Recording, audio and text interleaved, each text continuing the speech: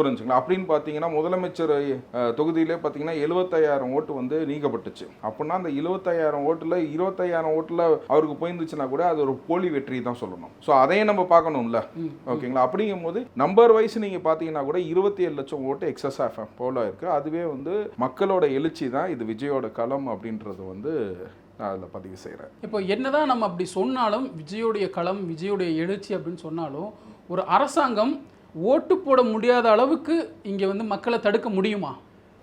அதுக்கு ப்ரூஃபே வந்து பார்த்தீங்கன்னா உங்கள் கிளாம்பாக்கத்தில் இருந்தது மட்டும்தான் உங்களுக்கு தெரியுது. ஏன்னா கிளாம்பாக்கத்தில் வந்து பார்த்தீங்கன்னா அது வந்து மெரினா மாதிரி இருக்கிற இடம், பெரிய இடத்துல இருக்கிறதுனால என்னன்னு கேட்டிங்கன்னா எல்லா மக்களும் எடுத்து மொபைலை காட்டிட்டு எனக்கு பஸ் இல்லை, ஊருக்கு இல்லை அப்படின்னு சொல்லிட்டு என்னோட சக நண்பர், அவரும் ஒரு யூடியூபர் தான், அவர் போயிட்டு அங்கேருந்து போயிட்டு பஸ்ஸு கிடைக்காம ரிட்டர்ன் வந்து ஓட்டு போட முடியல. புரிஞ்சுங்களா? ஸோ அந்த மாதிரி சூழ்நிலைகள்னால் அவங்க வந்து எனக்கு ஃபோன் பண்ணி சொல்கிறாங்க. இது மெட்ராஸில் கிளாம்பாக்கங்கிறது அடர்த்தியாக இருக்கிறதுனால உங்களுக்கு வெளியில் வந்துச்சு. அதுவும் பார்த்தீங்கன்னா மெயின் ஸ்ட்ரீம் மீடியாவில் எந்த விதமான ஒரு நியூஸுமே வரல. இது வந்து பார்த்தீங்கன்னா யூடியூப்ல வழியாக தான் வந்து சோஷியல் மீடியாவும் யூடியூப் வழியாக தான் வந்து ஸ்ப்ரெட் ஆச்சு ஒழிய மற்றபடி இது வந்து ஸ்ப்ரெட்டே ஆகலை. இப்போ நீங்கள் சின்ன நகரமாக எடுத்துக்கோங்க.